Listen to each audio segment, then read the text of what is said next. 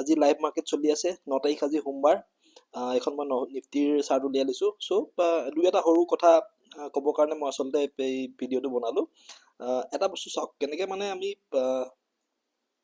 কাৰো বিশেষ সহায় নোহোৱাকে কেনেকে আমি অকল চাৰ্টখন চাই পেলাই ধৰি লওক ফিচাৰ্ছ এণ্ড অপচনছ মই মেইনলি অপচনছৰ কথা কৈছো অপচনছত কেনেকে আমি ট্ৰেডিং ডিচিশ্যন ল'ব পাৰো এই লেভেল যিখিনি আছে আমি ধৰি লওক আগৰ পৰাই উলিয়াই ৰাখিছো ছাপোৰ্ট ক'ত আছে ৰেজিষ্টেন্স ক'ত আছে আজি এটা বস্তু চাওক মই লাষ্ট 6 তাৰিখৰ ডাটাটো দেখাইছো 6 তাৰিখে কি হৈছিলে ঠিক আজি নিচিনাকে গেপ ডাউন অপেনিং হৈছিলে সেইদিনাখন অৱশ্যে বেছি হৈছিলে আজি অলপ কম হ'ল গেপ ডাউন অপেনিং হ'ল তাৰপিছতে কি হ'ল মাৰ্কেটে লাহেকে ওপৰলৈ যাবলৈ চেষ্টা কৰিলে কিন্তু তাৰ আগদিনাখনৰ যিটো ক্লোজিং আছিলে প্ৰায় 25160 ক্লোজিং আশে-পাশে লৈছিলে সেই আশে-পাশে সেই এৰিয়াটো আশে-পাশে যোৱাৰ লগে লগে এডাল শ্বুটিং ষ্টাৰ কেণ্ডেল বনালে মই আপুনি চাওক 6 তাৰিখে 9:30ত এই শ্বুটিং ষ্টাৰ কেণ্ডেল বনালে শ্বুটিং ষ্টাৰ কেণ্ডেলডাল বনাই পেলাই কি কৰিলে তাৰ পিছৰ কেণ্ডেলডালে চাওক ডাঙৰ এটা ৰেড কেণ্ডেল সো মানে এইখিনি ৰেজিষ্টেন্স লৈ ল'লে ৰেজিষ্টেন্স লৈ লগে লগে মাৰ্কেটখন তললৈ আহিবলৈ ষ্টাৰ্ট কৰি দিলে আৰু আমাৰ যিখিনি ইম্পৰ্টেন্ট ছাপোৰ্ট আছিলে 25000ৰ ছাপোৰ্ট আছিলে 25000 24950 ছাপোৰ্ট আছিলে গোটেইবোৰ ভাঙি পেলাই আচলতে তললৈ গুচি আহিছিলে আজি চাওক আৰু এটা বস্তু মন কৰিব সেইদিনাখন HDFC বেংক ICICI বেংক আৰু ৰিলায়েন্স অলমোষ্ট গোটেই তিনটাই নিগেটিভ আছিলে আজি চাওক ঠিক একে গ্লোবেল নিউজ আজিও নিগেটিভে আমি পাইছিলো সো গেপ ডাউন হ'ব বুলি আমি সবেই যোনে আমি অপচন ট্ৰেডিঙৰ লগত জড়িত মোটামুটি আমি গমেই পাইছিলো যে আজি গেপ ডাউন হ'ব কিমান পইণ্টৰ গেপ ডাউন হ'ব সেইটো মাৰ্কেটৰ ওপৰত ডিপেণ্ড কৰে কিন্তু গেপ ডাউন হ'ব বুলি জানিছিলো বৰ বিশেষ নহ'লে কিন্তু গেপ ডাউন অপেনিং হ'ল আজি গেপ ডাউন অপেনিং হৈ প্ৰথম যিডাল কেণ্ডেল বনাইছে হেমাৰ কেণ্ডেলে বনাইছে ৰেড কালাৰ বনাইছে আৰু আমাৰ যিটো ছাপোৰ্ট আমি লেভেল বনাই ৰাখিছিলো যে 24780ত আমাৰ ছাপোৰ্ট আছে নো ডাউট ছাপোৰ্ট ভাঙি পেলাই তললৈকে গৈছিলে কিন্তু আচলতে কি হ'ল সাস্টেইন নহলে এই যিডাল কেণ্ডেল আপুনি বনোৱা দেখিলে 9:25ত যিডাল ৰেড কালাৰ ডাঙৰ কেণ্ডেল বনাইছিলে সেইডালে নিগেটিভ কেণ্ডেল বনাইছিলে আমাৰ ছাপোৰ্ট ভাঙি পেলাই বহুত তললৈ গুচি গৈছিলে 780ত আমি ছাপোৰ্ট ৰাখিছিলো 753 লৈকে গুচি গৈছে কিন্তু নেক্সট যিডাল কেণ্ডেল লগালগ সি ছাপোৰ্ট লৈ পেলাই ৰিকভাৰী কৰিলে আৰু 780 ওপৰত গৈ ক্লোজিং কৰি দিলে ঠিক আছে ইয়ালৈকে ঠিক আছে এইখিনিলৈকে আমি এটা বস্তু বুজি পাব পাৰো যে মাৰ্কেটত সেলাৰ যেনেকৈ আছে বায়াৰো তেনেকৈ আছে কিন্তু বায়াৰৰ দম আছে নাই ওপৰলৈ লৈ যাবলৈ কেনেকৈ আমি বস্তুখিনি ডিফাইন কৰিম সো এটা বস্তু চাব লাগিব যে মাৰ্কেটখনে ইয়াৰ পিছত গৈ ক'ত গৈ পেলাই আকৌ লাগি ধৰিবগৈ সেই বস্তুটো আমি জানো আগৰ পৰাই যিখিনি অপচন বাইঙত আগৰ পৰা কাম কৰি আছে তেওঁলোকে ভালকে জানে আগদিনাখনৰ যিটো ক্লোজিং আছিলে সেই লেভেলটোত গৈ পেলাই সি খুন্দা খাবগে সো আজিও চাওক যিডাল 9:45 গ্ৰীণ কালাৰ কেণ্ডেল সি গৈ পেলাই ক'ত খুন্দা খালেগে আগদিনাখনৰ যিটো ক্লোজিং আছিলে আমাৰ প্ৰায় 24850 আশে-পাশে সেই তাত গৈ পেলাই সি ৰেজিষ্টেন্স লৈ ল'লে কাৰণ তলপা যিহেতু গৈছে আগদিনাখনৰ ক্লোজিংটোৱে আমাক ৰেজিষ্টেন্স হিচাপে কাম কৰিব আৰু সেই ৰেজিষ্টেন্সটো পৰা ইয়াক পুনৰ তললৈ নমাই পঠিওৱা হ'ল আহিলে তললৈ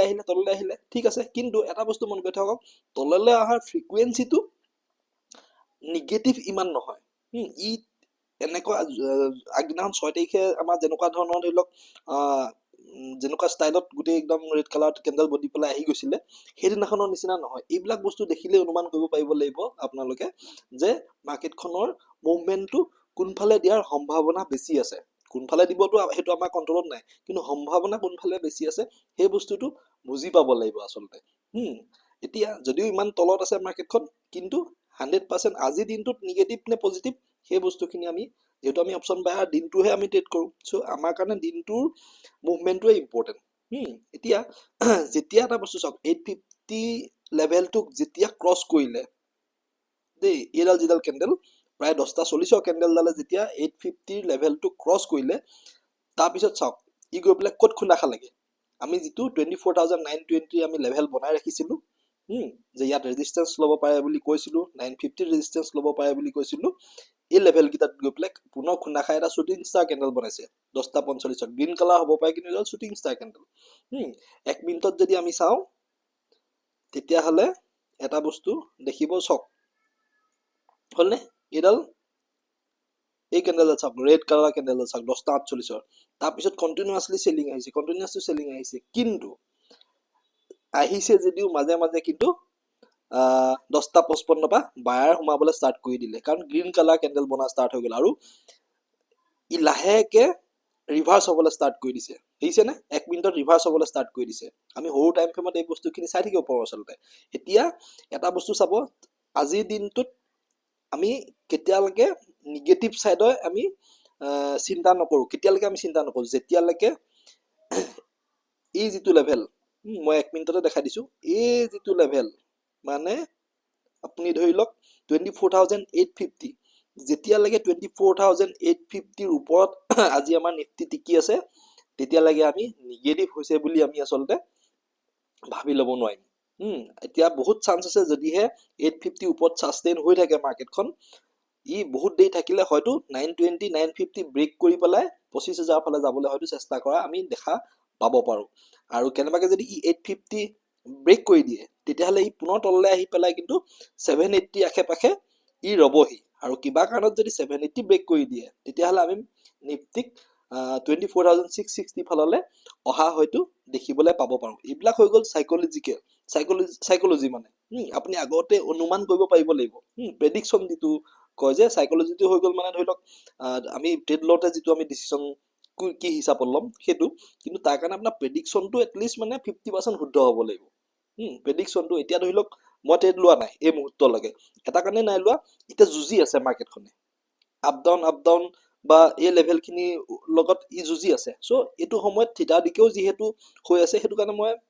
মই ট্ৰেড কোনো ধৰণৰ লোৱা নাই মই চাই আছো যে এনেকুৱা এটা লেভেল পাওক যিটো লেভেলৰ পিছত অপশন সেলাৰ যিখিনি আছিলে তেওঁলোকে যাতে নিজৰ এসেল লৈ পলাবলৈ চেষ্টা কৰা লেভেলটো যদি মই পাই যাওঁ তেতিয়া মই